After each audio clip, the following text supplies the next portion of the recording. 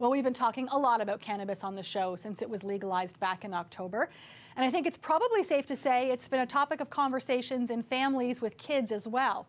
So how do you talk to your children about marijuana? For some ideas, I'm joined by Dwayne Peace. He's a former Calgary police officer. He's a father of 5, and he's also now written a book called Parenting with Eyes Wide Open. Dwayne, thanks so much for coming in. 5 kids. Thanks for having me. Yeah, 6 grandchildren too. Wow, you are a busy man and a Crazy. book. So let's start with cannabis. Yes.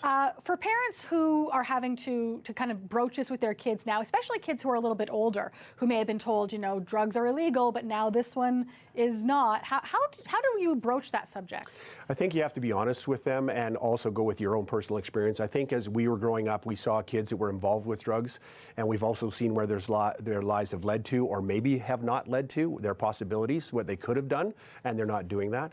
So talk about your own personal experiences, what your beliefs are, and strong in your beliefs as well. Mm-hmm. Of course, with me being a retired police officer, it was very easy what my stand was on it. I don't have a problem with CBDs and medical qualities.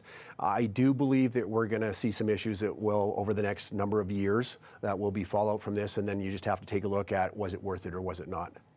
And there are other health-related issues that are kind of front and center right now, especially for teenagers, and one of them is, of course, vaping.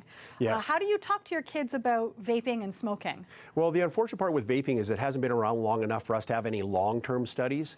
But when I talk to the kids, I want them to understand that there's a thing out there called popcorn lungs, where it's destroying parts of the lung, and that stuff you're not going to be able to get back. It's destroying, whether there's nicotine in it or not, the inner lining of the lungs. And this is stuff that we need to live a long life, hopefully. Mm-hmm. And so the damage that they're doing, they're not aware of it. And that's when I go into schools and speak, is I want them to be aware so that at least when I'm done, they can't say they didn't know. Right.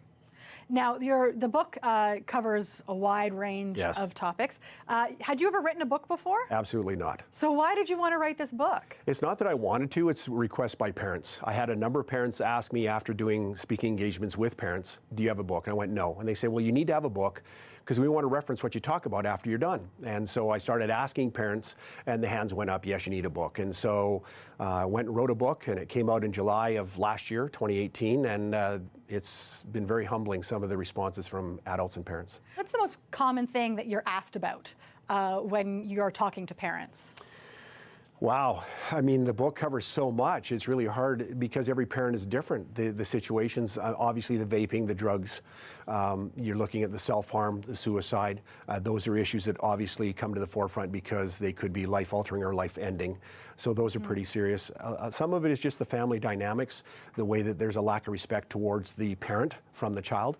And so I'll engage in that. I'll get calls from parents on a regular basis, and I'll just phone them back and we'll have a conversation about what's going on, because every family's different. You can't say, well, this works in this family, so it's going to work for all families. It doesn't work that way. Mm-hmm. And so what I'll do is I'll listen, I'll talk to them, give them some ideas. A lot of times they'll talk themselves into the direction that they should be going into.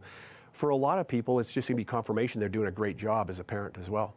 If there was one piece of advice that someone could take after reading your book, what do you think is the most important thing in there? I think what it is, and I've been told this a number of people, it's a manual.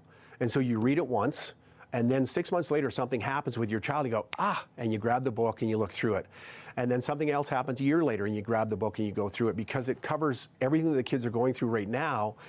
There's not one item or topic that I can talk about. Like, you know, in some communities, cannabis is a huge issue. Some it's vaping, some it's the bullying, some it's the texting or the sexting. So it really depends on what's going on in the community as to what the questions from the parents are going to be, but this book covers it all. All right, well, it certainly does seem to cover quite a bit. Thanks so much for telling us about it. Thank you for having me.